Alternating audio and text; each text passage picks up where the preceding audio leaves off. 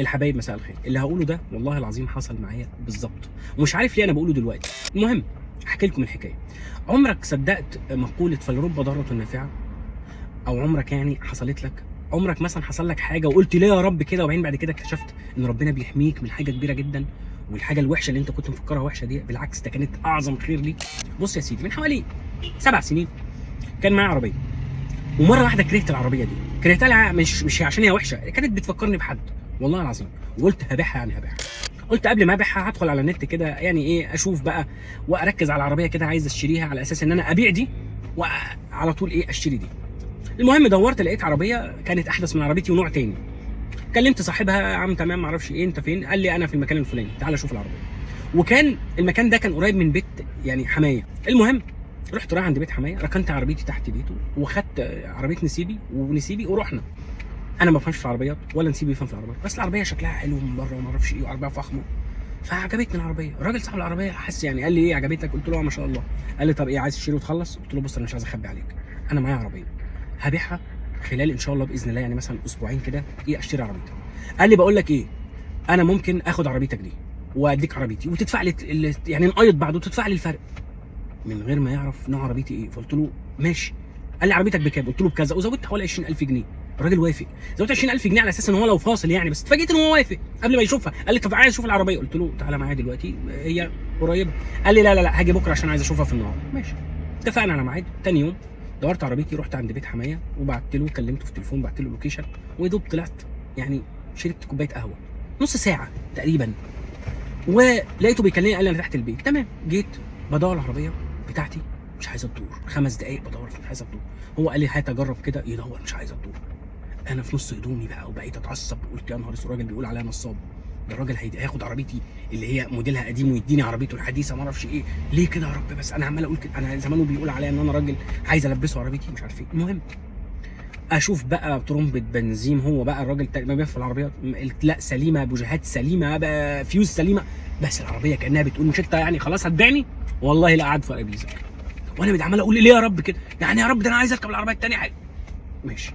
المهم الراجل ايه قال لي، قلت له انا مكسوف منك، انا وش منك في الارض. قال لي يا عم لا عادي جدا، بص صلح عربيتك يا باشا وكلمني وايه وتمام يعني، وشوف فيها ايه بس كده، وهاجي برضو انا عندي ايه وعدي، هاخد العربيه بتاعتك دي وانت تاخد عربيتي وتدفع لي الفرق. جبنا كهربائي، بص على العربيه، قلت له شوف العربيه بنت 60 في 70 ديت فيها ايه ما اعرفش ايه. فبص لقي الكنترول حاجه اسمها الكنترول محروق اتحرق، فقال لي الكنترول محروق. قلت له يا نهار اسود. قال لي اه والله انا مصيبه بقى، الكنترول ده كان غالي ساعتها ومش موجود اصلا في مصر، يعني لازم تركبه استراد او ان انت تجيبه يعني ايه مستعمل.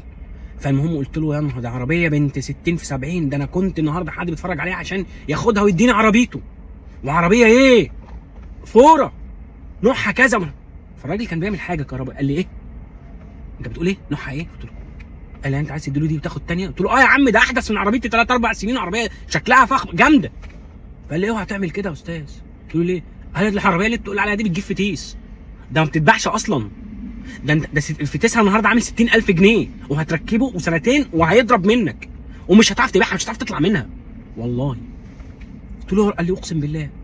انا ساعتها قلت عشان كده الراجل عادي جدا ما كانش عنده مانع ان هو ياخد عربيتي اغلى 20000 جنيه، ووافق ان هو ياخدها من غير ما يعرف نوعها ولا يشوفها ويديني عربيته. يا نهار اسود. قال لي ده انت ربنا بيحبك والله العظيم. قعدت 3 4 ايام لحد لما لقينا الكنترول قطعه الغيار ديت وركبناها في عربيتي، وما كلمتش الراجل صاحب العربيه الثانيه وهو ما كلمنيش وخلاص. عدى سنه، كنا تقريبا يعني في مناسبه عيد حاجه زي كده يعني، فلقيته باعت لي فويس مسج الراجل صاحب العربيه، كنت لسه مسافر رقم والله. كل سنه وانت طيب يا راجل، يا طيب يا راجل يا ابن الحلال. انا عايز اقول لك على حاجه وهحكي لك على حاجه، وارجوك انا بطلبك ان انت تسامحني في الايام المفترجه دي. انا كنت هشتري منك عربيتك واديك عربيتي، وعربيتي كانت معيوبه، عربيتي كانت الفتيس بتاعها بايظ، وانا كنت عايز اطلع منها باي طريقه. لكن والله العظيم ساعه لما انا جيت وشفت عربيتك والعربيه ما دارتش، وانت كنت عماله تحلف ان العربيه عمرها ما عملت معاك كده، وكان من نص ساعه العربيه دايره والتمام، انا عرفت ان ده عطله من ربنا سبحانه وتعالى عشان ينجيك من اللي انا كنت عامله فيك. انا اسف. وانا والله العظيم انا ما بعت عربيتي ولا لبستها لحد، انا بعتها على عيبها وقلت للي اشتراها عيبها وهو كان عارف، فارجوك تسامحني. انا ساعتها عرفت ان فعلا في واحد عمال يرتب لك حياتك ويبعد عنك الشرور، وانت مصر ان انت تروح ناحيه الشرور، وعمال تقول له ليه تعمل معايا كده، وهو بيعمل معاك الصح، بيعمل معاك الصلاح، بيعمل معاك كل خير، وانت شايفه شر. الواحد ده هو الواحد، هو ربنا. عشان كده من ساعتها والله العظيم مهما يحصل لي اقول فلرب ضارة نافعة، كله خير ان شاء الله، رب الخير لا ياتي الا بالخير. من حوالي شهر طالع من الجراج، والله مشيت 100 متر بعربيتي، فانا طالع كده وفي واد او شاب يعني من اللي هم ايه راكبين عجله اللي عليها صندوق كبير قدام دي بيحطوا عليها العيش، فاصل عيش كده يعني. فانا شايفه هو جاي كده، انا ماشي كده وهو جاي كده، هو قطع الطريق، انا طريقي سليم. فانا شاورت له كده قلت له اهدى هعدي وانت عدي. فتمام الولد وقف بس تقريبا استعجلني او استعجل، فراح دايس على البدال العربيه، ما عرفش يتحكم في البتاعه دي، فراحت صندوق الحديد ده خبط الاكسدام من عندي من ورا، حكه وشال البويه. انا نزلت شفته الواد مرعوب بقى، عيل صغير.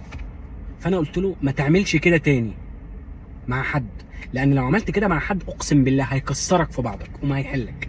انا مش هعمل لك حاجه ما تخافش، بس انا بقول لك ما تعملش كده تاني. وقعدت بصيت 5 دقايق ورحت مدور عربيتي وماشي. وانا ماشي قلت والله العظيم اكيد كان في حاجه وحشه مستنياني قدام، ربنا عطلني الخمس، او يمكن كان في حاجه قدامي، ربنا عطلني ال5 دقايق دول عشان يحميني منها. الحمد لله تمام. فعشان كده اي حاجه تحصل لك قول الحمد لله مهما كان، صدقني والله في باطنها خير. معلش طولت عليكم، شكرا.